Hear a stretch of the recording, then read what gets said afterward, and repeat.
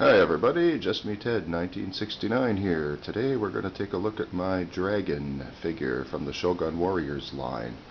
The Shogun Warriors were toys from the 1970s, imported from Japan, obviously, and they seem to have all the coolest things back in those days.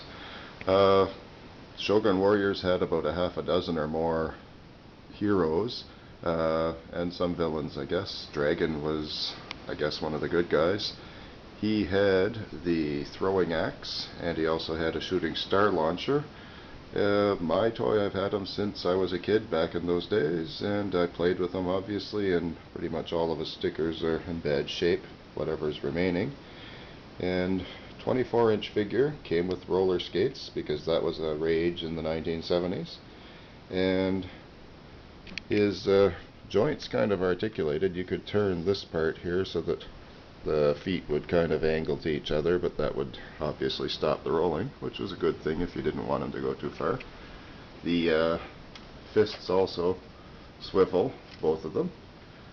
Some of the figures would actually have throwing fists. This one doesn't, but he has the throwing axe, which works.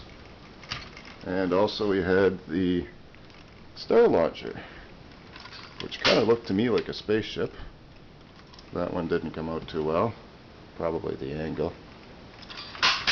There, that one seemed to shoot better. So yeah, as I said, it kind of looked like a little delta wing spaceship, and I guess a lot of the figures are hard to find with this thing nowadays. I was lucky that I managed to keep mine.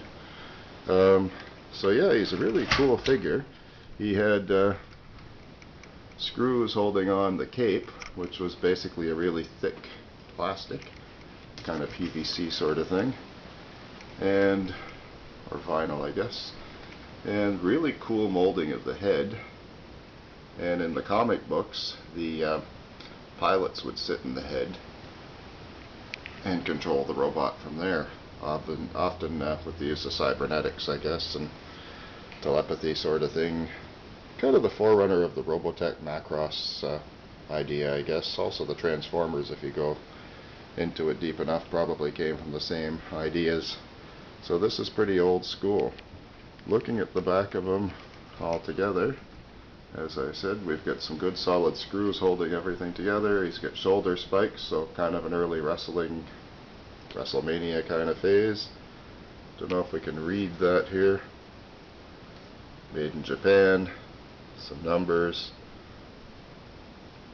all in Japanese, and some detail on the back of the legs, and his roller skates, which I guess just made him move pretty cool.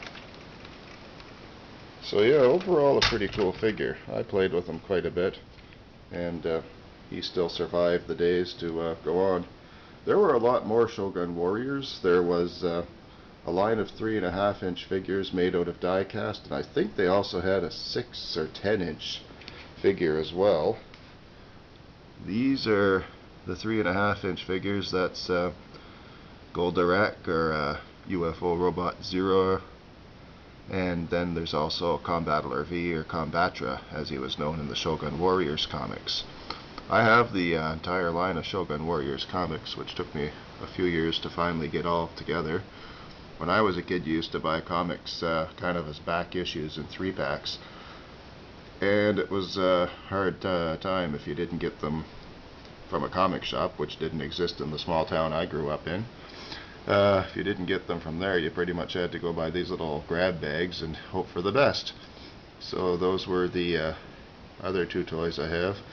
I seem to remember having Dragun as a 3.5-inch figure as well, but apparently it didn't survive, or at least if I have parts of it somewhere, they're not fit for display in the display case. So that's the Dragun figure, and maybe we'll do a comic book review on the Shogun Warriors at some point soon too.